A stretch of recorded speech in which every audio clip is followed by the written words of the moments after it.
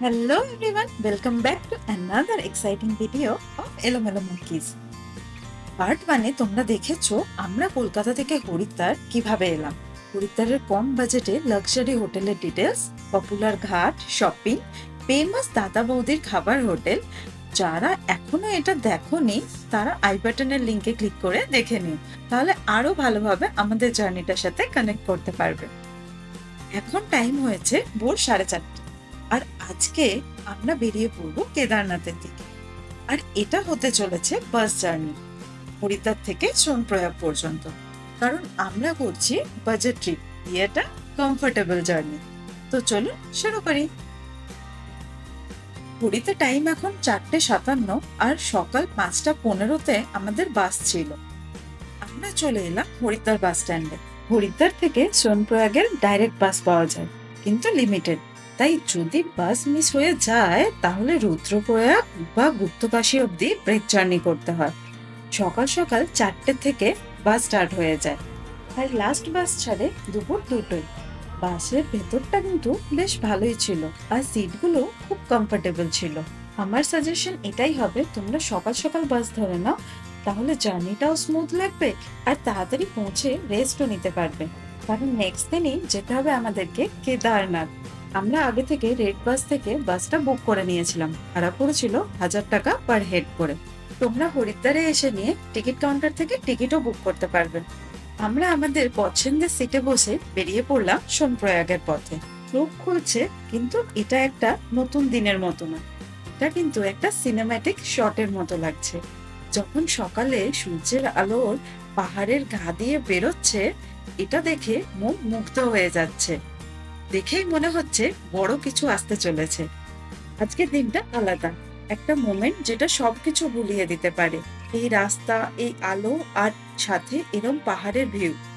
বাসে সবাই শুরু করেছিল ঘুমাতে, কিন্তু এখন দেখেই বোঝা যাচ্ছে যে সবাই সানরাইজ দেখে মন খুশি হয়ে গেছে।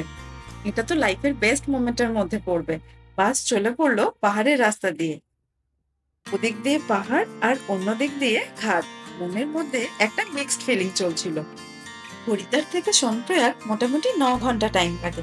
আমাদের বাস এসে পৌঁছালো দেবপ্রয়াগ। দেবপ্রয়াগ উত্তরাখণ্ডের একটি ছোট্ট অথচ অত্যন্ত পবিত্র শহর। এটি শুধুমাত্র একটি ধর্মীয় স্থান নয়, প্রকৃতি ও আধ্যাত্মিকতার অপূর্ব মেলবন্ধন।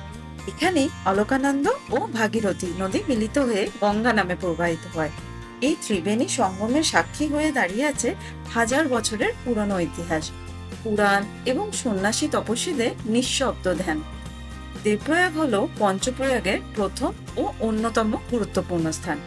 এই প্রয়াগ শব্দটি এসেছে সংস্কৃত থেকে, যার অর্থ হলো মিলন বা সংযোগ। এখানে ভাগীরথী হিমবাহ উৎস থেকে নেমে আসা সবুজাভ জল ধাবিত হয়ে অলকানন্দর শান্ত প্রবাহে মিলিত হয়, আর সেই সঙ্গম থেকে গঙ্গার আত্মপ্রকাশ ঘটে। আমাদের বাস আবারও সোনপ্রয়াগের পথে রওনা দিল, কিন্তু এই মোমেন্টটা একটা মনে রাখার মোমেন্ট ছিল। হরিদ্বার থেকে সোনপ্রয়াগ যেতে টোটাল 8 ঘন্টা লাগবে, আর এই দেবপ্রয়াগের জায়গাটার থেকে এখনো আমাদের 4 ঘন্টা সময় লাগবে। বাসে আমাদের নেক্সট স্টপ একটা রোড সাইড ধাবা, আর এখানে আমাদের ব্রেকফাস্ট স্টপ হলো। ব্রেকফাস্টে ছিল পরোটা, রুটি, তরকারি সবই। আমরা নিয়েছিলাম ম্যাগি আর চা। এইরকম স্টপে একটা চার্ম আছে, লোকালি কুক ফুড, ঠান্ডা হাওয়া, আর বাইরে এরকম সুন্দর ভিউ। কি চাই! এখানে কিন্তু খুব সুন্দরভাবে টয়লেটেরও ব্যবস্থা ছিল। সবাই ব্রেকফাস্ট করেই এই সুন্দর জায়গাটার ফটো তুলতে আমরা ব্যস্ত হয়ে পড়েছিলাম। সবাই এখানে ফটোগ্রাফি করছে।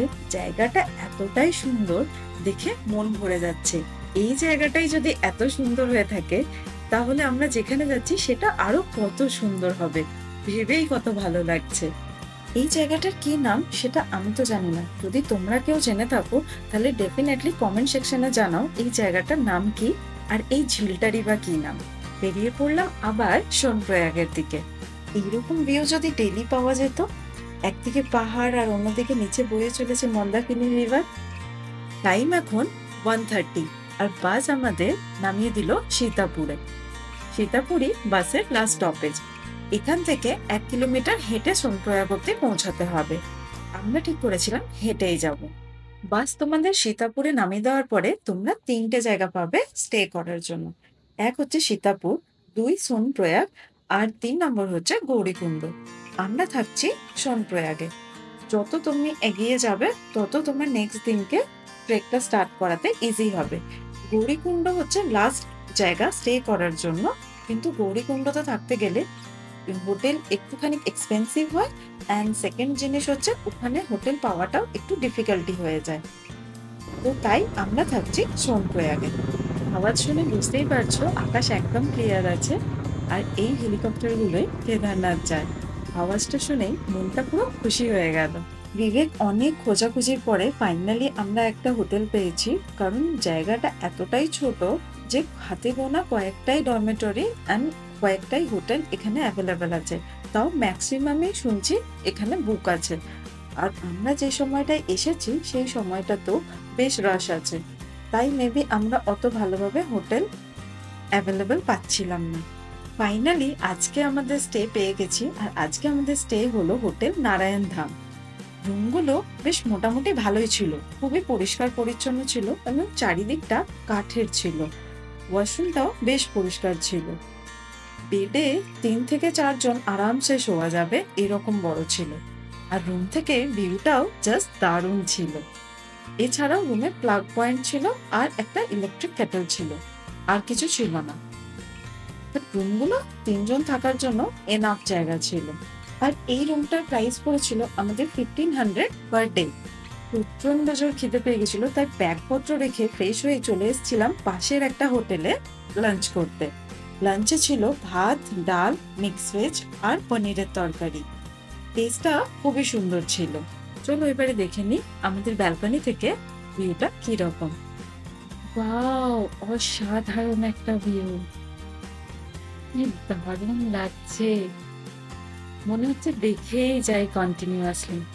বেলা গড়িয়ে এখন টাইম হয়ে গেছে সন্ধ্যে 6টা, আর কালকে ভোর 4টেতে আমাদেরকে উঠতে হবে। তাই তাড়াতাড়ি করে অল্প কিছু খেয়ে আমরা শুয়ে পড়েছিলাম। তাই আজকের মতো টাটা, দেখা হচ্ছে কালকে।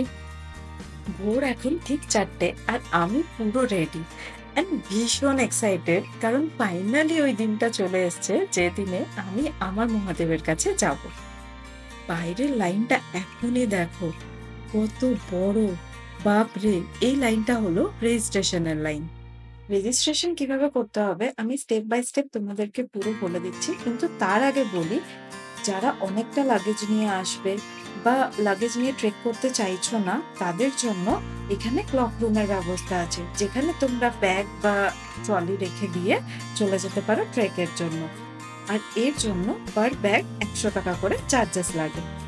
তো রেজিস্টার করার জন্য তোমাদেরকে প্লে স্টোর বা অ্যাপ স্টোরে গিয়ে নিয়ে টুরিস্ট কেয়ার উত্তরাখণ্ড এই অ্যাপটাকে ডাউনলোড করে নিতে হবে।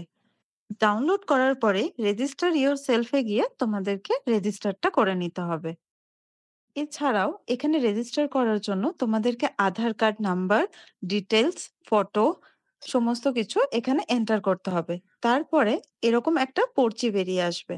এইখানে যে স্ক্যানারটা আছে সেই স্ক্যানারটা দেখিয়েই তোমাদেরকে স্ক্যান করে বেরোতে হবে। এছাড়াও যদি তোমরা রেজিস্ট্রেশনের আরো ফুল ডিটেলস দেখতে চাও আমাদের কাছে, তো প্লিজ আমাদেরকে কমেন্টে জানাও, আমি তোমাদেরকে ফুল ডিটেলসে একটা ভিডিও বানিয়ে দেবো। ছাড়াও যদি তোমরা অফলাইনে রেজিস্ট্রেশন করতে চাও, তাহলে হরিদ্বার বাস স্ট্যান্ডের কাছে এরকম রেজিস্ট্রেশন হয়, সেটা পেয়ে যাবে। তাছাড়াও সোনপ্রয়াগে রেজিস্ট্রেশন অফিসও আছে, সেখানেও তোমরা অফলাইন রেজিস্ট্রেশনটা করে নিতে পারবে। অফলাইনে রেজিস্ট্রেশনের জন্য আধার কার্ডটা মাস্ট, এটা তোমাদেরকে ক্যারি করতে হবে। লাইনটা অনেকটা লম্বা হলেও স্ক্যান করতে খুব বেশি সময় আমাদের লাগেনি। আর একটা লাঠি কিনে নিয়েছি। এবারে চলেছি আমাদের নেক্সট ডেস্টিনেশন গৌরীকুণ্ডের উদ্দেশ্যে। এখান থেকে তোমাদেরকে প্রথমে গৌরীকুণ্ড যেতে হবে জিপে করে, পার পার্সনের ভাড়া পড়বে 50 টাকা। অ্যান্ড গৌরীকুণ্ড থেকে গৌরীকুণ্ডের মন্দিরে আমরা মাথা টেকে তারপরে আমরা ট্রেকের জন্য রওনা দেব। জিপ আমাদের 500 মিটার আগেই নামিয়ে দিয়েছিল, সময় লেগেছিল 15 মিনিট মতো। আর এখান থেকেই শুরু হয়ে গেছিল আমাদের আসল ট্রেক। তো এইখান অব্দি জিপ লাস্ট আসবে, এরপরে আর কোনো যানবাহন চলে না। আমরা সোজা রওনা দিয়ে দিয়েছিলাম গৌরীকুণ্ডের দিকে। এখানে আমি বিবেককে বলছি যে হেঁটে আসো, আমি তোমার ফটো তুলে দিচ্ছি। বাট এতটাই ভিড় ছিল যে ওর আর ফটো তোলাটা হয়নি। ফাইনালি আমরা চলে এসেছি গৌরী মাতার মন্দিরে। বলা হয় এই স্থানে বসেই মা গৌরী শিবকে পাওয়ার জন্য তপস্যা করেছিলেন। অনেক পুণ্যার্থীরা এটা মনে করেন যে এখানে মাকে প্রণাম করে এবং এখানকার যে গৌরীকুণ্ড আছে সেখানে স্নান করে কেদারনাথের যাত্রা শুরু করা উচিত, তবেই সেই যাত্রাকে একটা সফল যাত্রা হিসাবে মানা হয়। তবে 2013 সালের ডিজাস্টারের পরে যে খানটাতে মানুষ স্নান করতো সেই জায়গাটা কিন্তু আমি খুঁজে পাইনি। তার বদলে আমি যখন জিজ্ঞাসা করলাম, সবাই আমাকে ওখানে একটা কল রাখা ছিল, সেই জায়গাটাই দেখানো হলো। চলো তাহলে ভেতরে ঢোকা যাক এবং মায়ের আশীর্বাদ নেওয়া যায়। মন্দিরের ভেতরে প্রবেশ করতেই একটা অন্যরকম আধ্যাত্মিক ফিল হলো। মনে মনে মায়ের কাছে শুধু এটাই চাইলাম যে এই ট্রেকটা যেন খুব ভালোভাবে আমি সম্পন্ন করতে পারি, আর খুব ভালোভাবে যেন আমি কেদারনাথের দর্শন করতে পারি। এই গৌরীকুণ্ডই হলো কিন্তু কেদারনাথ ট্রেকের স্টার্টিং পয়েন্ট। এই মন্দিরের পাশ দিয়েও বয়ে চলেছে মন্দাকিনী রিভার। এই মন্দাকিনী রিভার কিন্তু আমাদের পুরো ট্রেকে অনেক স্বাদ দেবে। চলো তাহলে বেরিয়ে পড়ি আমাদের আসল ট্রেকের দিকে। কেদারনাথ ট্রেকটা 16 কিলোমিটার বলা হলেও এই ট্রেকটা কিন্তু 16 কিলোমিটার না। ডিজাস্টার হওয়ার আগে এই ট্রেকটা ছিল 16 কিলোমিটার, বাট 2013 পরে এই ট্রেকটা হয়ে দাঁড়িয়েছে 22 কিলোমিটারেরও বেশি। এখন টোটাল 22.5 কিলোমিটার বলা হয়। এই গৌরীকুণ্ড থেকে তোমরা কেদারনাথ যাওয়ার জন্য 4টে অপশন পাবে। এক হচ্ছে পিট্টু, 2 পালকি, 3rd হচ্ছে ঘোড়া বা খচ্চর, অ্যান্ড 4th হচ্ছে নিজের পায়ে হেঁটে যাওয়া, যেটাকে বলা হয় চরণ ট্যাক্সি। তো আমরা এগুলোর মধ্যে থেকে পায়ে হেঁটে যাওয়াটাকে শ্রেয় বলে মনে করলাম, তাই আমরা চললাম পায়ে হেঁটে। গৌরীকুণ্ডের এই গেটটা দেখেই একটা অদ্ভুত ফিলিং এলো। এতদিন যেটাকে আমরা টিভিতে ভিডিওতে দেখে এসেছি, আজকে সেই গেটটা আমি নিজে পায়ে হেঁটে পার পেয়েছি। একটা অদ্ভুত ফিলিং হলো সত্যি। হর হর মহাদেব। গৌরীকুণ্ড থেকে যদি তোমরা ঘোড়া বুক করো তাহলে আমি যখন জিজ্ঞাসা করেছিলাম রেট বলেছিল 2500 টাকা। আর পিকু আর পালকি ডিপেন্ড করে যে ওয়েট কত আছে তোমার, বা যে উঠছে তার ওয়েট কত আছে তার উপরে। এখান থেকে তো সব অপশন পেয়ে যাবে। এছাড়াও আমরা যত আগে এগোবো আগে থেকেও কিন্তু তোমরা পিঠু, পালকি বা ঘোড়ার অপশন কিন্তু পাবে। আর এই ঘোড়াগুলো তোমাদেরকে কেদারনাথ মন্দিরের 1 কিলোমিটার আগে বেস ক্যাম্প যেখানে আছে সেখানে নামিয়ে দেবে। সেখান থেকে 1 কিলোমিটার তোমাদেরকে পায়ে হেঁটে চলে যেতে হবে। ঘড়ির কাঁটায় এখন 6:30। চলতে চলতে কখন যে খিদে পেয়ে গেল বুঝতেই পারিনি। কিন্তু একটা জিনিস, পাহাড়ের ম্যাগি মানে একদম আলাদা লেভেলের টেস্ট। একটা প্লেটের দাম নিয়েছিল 50 টাকা। সিম্পল একটা রাস্তার ধারের দোকান, আর সেখানেই পাওয়া গেল আমাদের এনার্জির চার্জার। আমরা নিয়েছিলাম 2 প্লেট ম্যাগি, 50 করে 100 টাকা, এবং তার সাথে দাঁড়িয়ে কিছু ফটো সেশনও করে নিয়েছিলাম। দেন আবার বেরিয়ে পড়লাম, কারণ এই পথ তো এত জলদি শেষ হওয়ার নয়। ওয়াও, ওই যে দূরে, ওয়েট, ওই যে দূরে বরফের পাহাড় দেখতে পাচ্ছ, আমাদেরকে ওইখানে যেতে হবে। কথায় বলে না, দিল্লি আবি বহুত দূর হ্যায়। এই ট্রেকটা কমপ্লিট করার জন্য আমার তরফ থেকে কিছু টিপস হলো, এই ট্রেকটা করার সময় তোমরা অবশ্যই, যদি পায়ে হেঁটে ট্রেকটা কমপ্লিট করছো, তোমরা ওআরএস এর জল সাথে রাখো। এছাড়াও কিছু চকলেটস অ্যান্ড ড্রাই ফ্রুটস সাথে রাখো। এগুলো তোমাদেরকে ট্রেকটাকে আরো ইজি করতে অনেক সুবিধা দেবে। এটা তোমাদেরকে অনেকটা এনার্জি দেবে। এছাড়াও সাথে তোমরা কর্পূর রাখো, এবং পারলে অক্সিজেনের ক্যানও রাখতে পারো। হাই অল্টিটিউডে কর্পূর কিন্তু অনেক হেল্প করবে তোমাদেরকে নিঃশ্বাস নেওয়ার জন্য। এছাড়াও পেট ভর্তি করে কিন্তু কোথাওই খেও না, তাহলে তোমাদের হাঁটতে অনেকটাই প্রবলেম হবে। তাই একটুখানি পেটটা হালকা রেখে তোমরা হাঁটতে থাকো। লাঠি তো অবশ্যই মাস্ট। লাঠিটা আমাদেরকে অনেক হেল্প করেছিল এগিয়ে নিয়ে যেতে। চারিদিকের ভিউটা এতটাই সুন্দর, দেখতে দেখতে যে কখন টাইম পেরিয়ে যাচ্ছে বা আমরা এগিয়ে চলেছি বুঝতেই পারিনি। আর এই পাহাড়টা যতই বড় হচ্ছিল আমার মনে হচ্ছিল আমি যেন মহাদেবের তত কাছে পৌঁছে যাচ্ছি। পাহাড়ের এই প্রত্যেকটা বাঁকই তোমাদেরকে একদম আশ্চর্য করে দেবে। কোথাও ঝর্ণা, আবার কোথাও বা নিচে বয়ে চলেছে শান্ত হয়ে মন্দাকিনী নদী। দেখে মন পুরো ভরে যাবে এটা গ্যারান্টি। এছাড়াও এখানে কিছু অন্যরকম এক্সপিরিয়েন্সও ছিল। একদিকে আমরা ভগবান শিবকে পশুপতিনাথ বলি, আর সেই পশুপতিনাথের সাথে দেখা করতে যাওয়ার সময় এইভাবে ঘোড়াগুলোর উপরে নির্মম অত্যাচার করে তাদেরকে ওভারওয়েট চাপিয়ে দিয়ে শিবজির সাথে দেখা করতে যাওয়াটা আমার কোনোভাবেই ঠিক মনে হচ্ছিল না। হ্যাঁ, এগুলোর উপরে ভরসা করে কারোর রোজি রুটি চলে ঠিক কথাই, কিন্তু এইভাবে কারোর উপরে অত্যাচার করাটাও ঠিক না।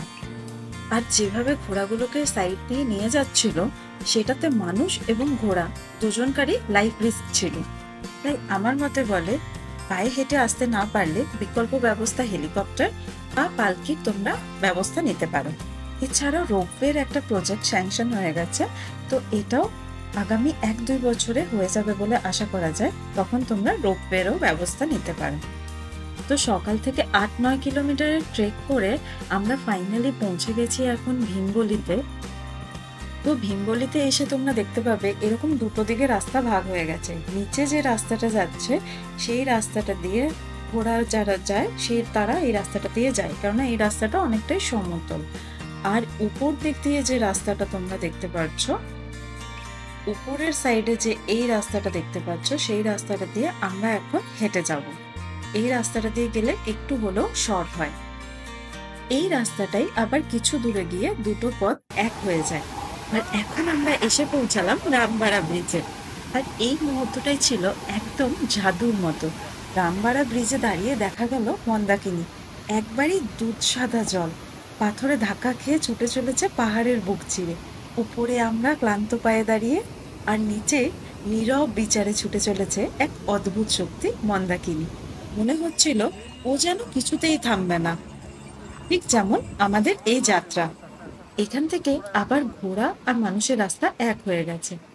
দেখতেই পাচ্ছ কিভাবে ঘোড়াগুলো স্পিড করছে। তাই ঘোড়ায় যাওয়া তো খুব রিস্কি বাবা। আমাদের মধ্যে কেউ হাঁটছে শান্তভাবে, কেউ নিঃশ্বাস নিচ্ছে জোরে জোরে, আবার কেউ গান ধরেছে মন ভালো রাখার জন্য। মন তো ভালো রাখতেই হবে। হাইট যত বাড়ছে ঠান্ডাও একটু একটু বাড়ছে, আর পা যেন ভারী হয়ে যাচ্ছে। লাস্টের এই 2-3টে টার্ন পুরো দেখেই ভয় লাগছিল। পার চলছে না, বাট মহাদেবের কাছে পৌঁছাতেই হবে। এখানে নিঃশ্বাসের প্রবলেমের জন্য আমাদের কর্পূর কিন্তু অনেকটা কাজে দিয়েছে। যতই ওপরে উঠছি দেখতেই পাচ্ছ তোমরা প্রকৃতি তার অপরূপ সৌন্দর্য মেলে ধরছে। কোনটা ছেড়ে কোনটা দেখাবো তোমাদেরকে বুঝতেই পারছি না। আর এই যে তোমরা শর্টকাট গুলো দেখতে পাচ্ছ, এগুলো কিন্তু ওঠার সময় কোনোভাবেই রেকমেন্ডেড না। এইগুলো যদি উঠেছো তাহলে উপরে যে সেই 20 মিনিট 30 মিনিট তোমাদেরকে ওয়েট করতেই হবে। তাই বেটার কি যে সরল রাস্তাটাই ধরে নাও। এগুলো নামার সময়তে রেকমেন্ডেড অনলি। দীর্ঘ 10 ঘন্টা হাঁটার পরে আমরা পৌঁছালাম বেস ক্যাম্পে। এখান থেকে আরো 1.5 কিলোমিটার হচ্ছে কেদারনাথ মন্দির। আর এইটাই হলো সেই পাহাড়টা যেটার কথা আমি তোমাদের ফার্স্টে বলেছিলাম। যতই কাছে আসবে ভেবে নেবে তুমি মহাদেবের ততই কাছে যাচ্ছ। ফাইনালি চারিদিকে সোনালি আভা আর এই বরফে ঢাকা পাহাড়টা দেখে চোখ পুরো ছলছল হয়ে গেছিল। মনটা পুরো ভরে গেল। বিশ্বাস করো, ওই দৃশ্যটাই যেন সব ক্লান্তিকে উড়িয়ে নিয়ে গেল। মনের মধ্যে এক অদ্ভুত শান্তি, চোখে জল এসে গেল। এটা শুধু একটা ট্রেক ছিল না, এটা একটা অনুভব ছিল, একটা আত্মিক যাত্রা। গৌরীকুণ্ড থেকে কেদারনাথ পায়ে হেঁটে পৌঁছানো মানে নিজের সীমার বাইরে নিজেকে খুঁজে পাওয়া। এলোমেলো মঙ্কিজের পক্ষ থেকে বলি, যদি কোনোদিনও সুযোগ পাও জীবনে একবার হলেও কেদারনাথ ট্রেকে যাওই যাও। শুধু পাহাড় নয়, নিজের ভেতরের শক্তিকেও চিনে নেবে। ওখানে পৌঁছে আমরা একটা টেন্টে থেকেছিলাম।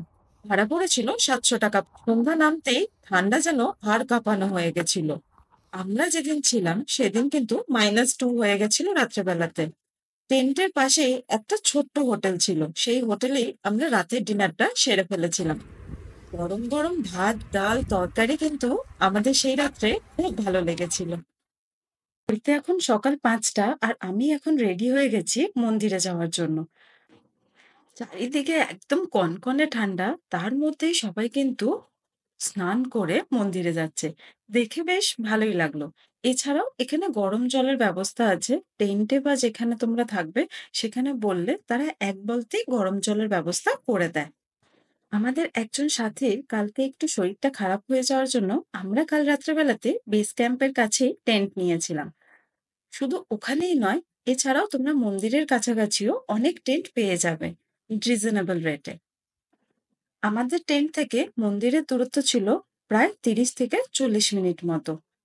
আমি তোমাদেরকে সাজেস্ট করব যারা মন্দিরের কাছাকাছি যে জায়গাটা আছে সেখানে থাকার জন্য।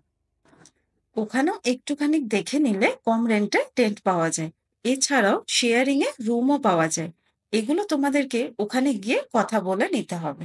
কেদারনাথ কিন্তু হেলিকপ্টারে করেও আসা যায়।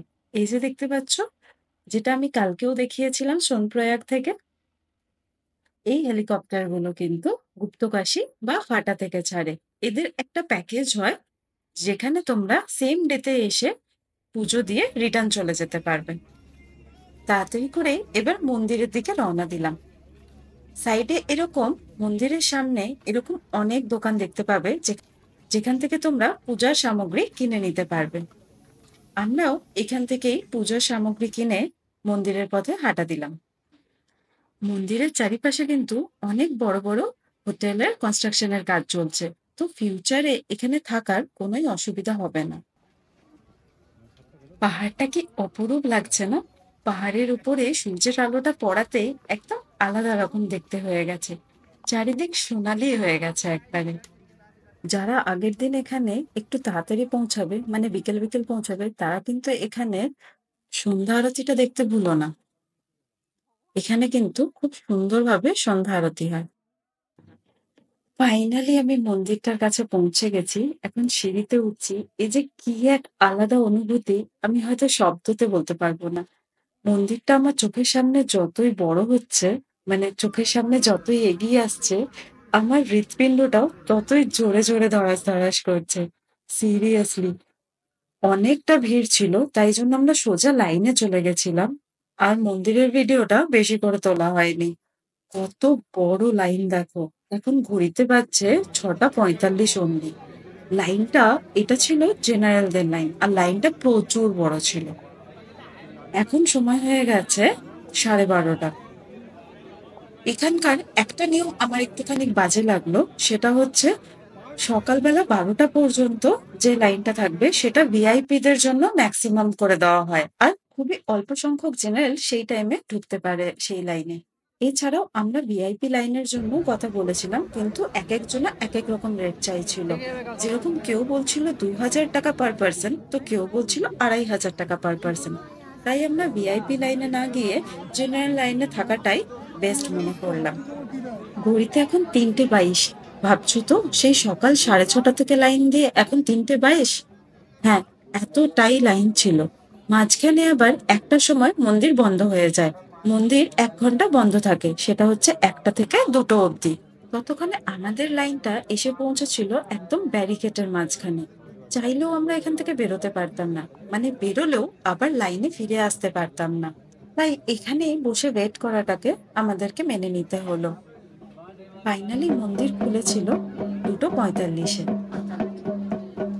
লাইন এগিয়ে আসতেই মন্দিরের সামনে দেখলাম এরকম সাধু বাবা ডুগডুগি বাজাচ্ছে। দেখতে বেশ ভালো লাগছিল। ইনি কিন্তু নিজের ইচ্ছা মতো কয়েকজনকে রুদ্রাক্ষও দিচ্ছিলেন, যার মধ্যে আমাকেও কিন্তু একটা রুদ্রাক্ষ দিয়েছেন। আমার তো বেশ ভালো লাগলো। মন্দিরের ভেতরে কোনোভাবে ক্যামেরা বা ফোন অ্যালাউ নেই। আর যা ভিড়, এই ভিড়ের মধ্যে ক্যামেরা নিয়ে ঢুকলে ক্যামেরা বা ফোন কোনোটাই আর আস্ত থাকবে না। ফাইনালি মন্দিরের ভেতরে ঢুকতে পারি, আর সেই ভোরবেলা থেকে অপেক্ষা করে বিকেল বেলায় আমি কেদারের দর্শন পাই। দর্শনটা কিন্তু খুবই সুন্দর ছিল। এত ভিড় থাকলেও আমি খুব ভালোভাবে দর্শন করতে পেরেছি। তাই বলাই যায়, যার শেষ ভালো তার সব ভালো। মন্দিরের ঠিক পেছনেই আছে এক অদ্ভুত অলৌকিক সাক্ষ্য, ভীমশিলা। ভীমশিলা একটা বিশাল পাথর, যার নাম শুনলেই মনে পড়ে মহাভারতের ভীমের কথা। কথিত আছে 2013 সালের সেই ভয়াবহ প্রাকৃতিক দুর্যোগ যখন পুরো কেদারনাথকে ধ্বংসের মুখে ফেলে দিয়েছিল, তখন এই ভীমশিলাই মন্দিরকে রক্ষা করেছিল মহাপ্লাবনের সময়। এই বিশাল পাথর পাহাড় থেকে গড়িয়ে এসে মন্দিরের ঠিক পেছনে এমন ভাবে দাঁড়িয়ে যায় যে প্রবল স্রোতেও মন্দিরে সরাসরি ধাক্কা দিতে পারেনি স্রোত। ভাবতে পারো, শুধু ইতিহাস বা গল্প নয়, এখানে দাঁড়ালে এক অদ্ভুতপূর্ব শক্তির উপস্থিতি টের পাওয়া যায়। যেন এই পাথরের মধ্যেও ঈশ্বরের ছোঁয়া লুকিয়ে আছে। মন্দিরের পেছন থেকে আমরা জল নিয়ে এবার বেরিয়ে পড়লাম নিচের দিকে, কারণ আজই আমাদের ফিরে যেতে হবে। তাঁবুতে ফিরে ওই দোকানেই বসে গরম ভাত, ডাল আর সবজি খেয়ে বেরিয়ে পড়েছিলাম আমরা। খাবারটা খেতেই যেন প্রাণ ফিরে পেলাম। প্রায় 22 কিলোমিটার ট্রেক, চড়াই নয়, এবারে নামার রাস্তা, কিন্তু নামা মানেই যে সহজ তা নয়। পুরো পা কাঁপছিল আমাদের, মনে হচ্ছিল নামাটাই যেন বেশি কষ্ট। অবশেষে রাত ঠিক 12:30 তখন 22 কিলোমিটারেরও বেশি হেঁটে গৌরীকুণ্ডের গেট অবধি পৌঁছালাম। আবার এখান থেকে হেঁটে আবার সেই যেখানে শেয়ার গাড়ি ছাড়ে সেই অবধি আমাদেরকে যেতে হতো। প্রায় 1:30 বেজে গেছে এখানে পৌঁছাতে পৌঁছাতে। সবাই ব্যাগপত্র গুছিয়ে গাড়ির মধ্যে গুটিসুটি মেরে বসলাম। সোনপ্রয়াগে যখন পৌঁছালাম তখন রাত্রি 2টো। এত লম্বা একটা যাত্রার পরে সোনপ্রয়াগ পৌঁছেছি ঠিকই, কিন্তু এবার শুরু হলো এক নতুন সংগ্রাম। হোটেলের দরজাগুলো একের পর এক বন্ধ, যেটুকু খোলা ছিল সেগুলো এক্কেবারে ফুল বুকড। এত রাত, এত ক্লান্তি, এত পায়ে ব্যথা, তখন মনে হচ্ছে যেন সব বন্ধ হয়ে গেছিল আমাদের জন্য। অনেক খোঁজাখুঁজির পরও আমরা কিছুই পেলাম না। এখন বসে আছি আমরা রাস্তাতে। ব্লগটাও অনেক বড় হয়ে গেছে, তাই ব্লগটাকে এখানেই এন্ড করছি। দেখতে থাকো নেক্সট এপিসোডে কি হচ্ছে। আর এই ব্লগটা যদি খুব ভালো লেগে থাকে তাহলে লাইক, শেয়ার অ্যান্ড সাবস্ক্রাইব করতে ভুলো না। তো দেখা হচ্ছে নেক্সট ভিডিওতে। Till then, tata.